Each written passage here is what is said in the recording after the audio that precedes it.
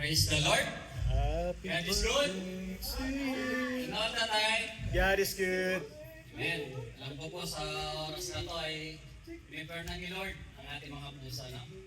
Kaya makapagbigay na po tayo ng masaya sa ating Panginoon. Amen. Ito ba yung sa Luke 6:38, give and it will be given to you, a good measure, pressed down, shaken together, and running over.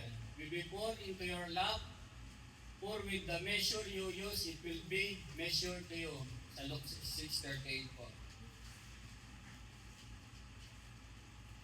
Sa Tagalog po, magbigay kayo at kayo bibigyan ng Diyos, tumtakal, siksik, liglig, at tumaapaw pa ang ibibigay sa inyo, sapagkat ang panukat na ginamit ninyo sa iba ay siya rin gagamitin pagsukat sa inyo. Yes, Lord, muli, pinupuri ka namin, Lord, tinataas ka namin, Lord, sa oras na to, Lord. Lord, minsan pa, Lord, muli, ginamit mo po ang lingkod, Lord, upang magayag ng iyong banal na salita, Lord. Lord, gamitin mo naman po ako daluyan ng iyong salita, Lord. Banal na Espiritu, ikaw pong malayang pumilo sa bawat isa sa amin. At minsan po, tinatas ko po ang bawat puso po namin, O Lord, na kami makapagbigay ng may pananampalataya at masaya, Lord, na alam po namin, itong ibibigay namin sa iyo, Lord, ay galing sa aming mga puso, Lord, bilang pasasalamat, O Lord, sa biyayang pinagkakaloob mo sa amin, O Lord. In Jesus' name I pray. Amen. Amen. Ayan po sa pagbibigay naman po na yan po na lagi po natin na i-acknowledge sa ating sarili. Lagi ko po ito sinasabi, no? Lagi po na lahat ng meron tayo ngayon ay biyayang galing sa Diyos, no? At bilang mga lingkod niya, ay ibigay po natin yung nararapat na para sa ating Panginoon, no? Hindi lamang po dito sa loob ng sambahan, pagkos, pagdating po natin sa labas, ay makita po ang Diyos sa ating mga sarili. Kung paano po tayo maging generosity sa ating pagbibigay o pagtulong sa ating kapwa, no? At minsan po, baka minsan nagtataka kayo, ba't nagbibigay naman ako sa Panginoon, bakit wala pa rin, no? Pero minsan po, hindi dinadaan po ng ating Panginoon sa financial, dinadaan po ng ating Panginoon sa peace po. Amen po ba? Yung kapayapaan po na nararanasan po natin, na ibigay ng mundo, yan po ay galing sa Panginoon, nagbiyaya galing sa Panginoon, no? Minsan po, yun naman na open door po, no? May nagbibigay, nagbubukas ng panibagong pinto para sa atin. Yan din po ay galing sa Panginoon, no? Kaya mga kapatid, no, patuloy tayo na pagkatiwala, no, anumang meron tayo ngayon, pagkatiwala natin sa Diyos ng may pananampalataya, no? Sabi nga, kung ano yung inaasik natin sa mundo, ay ibabalik naman ng Diyos ng siksik na liglig sa atin. Hindi lang sa atin, sa ating mga pamilya, no? At ito pagsuporta natin sa ating bahay sambahan, balang araw baka isa sa mga upuan na yan, anak na natin nakaupo, di ba? O kapatid, o ano man, no? Amen po ba? Amen. Kaya po, magbigay na po tayo sa ating Panginoon.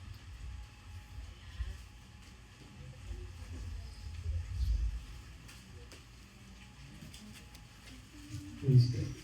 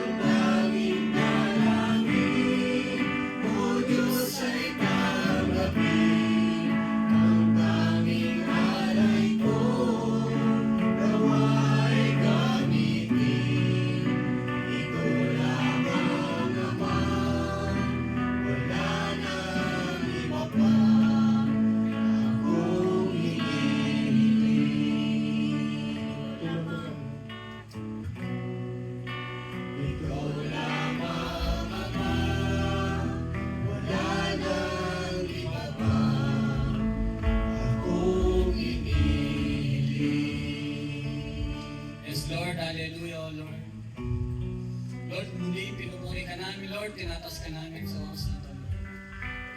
Lord, minsan pa, Lord, tinatas po namin sa iyo, Lord, ang mga handog na ito, Lord. Salamat, Lord, sa bawat kapatiran, Lord, na nagbigay po nito, Lord. Lord, nakikita mo po ang bawat puso ng mga kapatid, O Lord.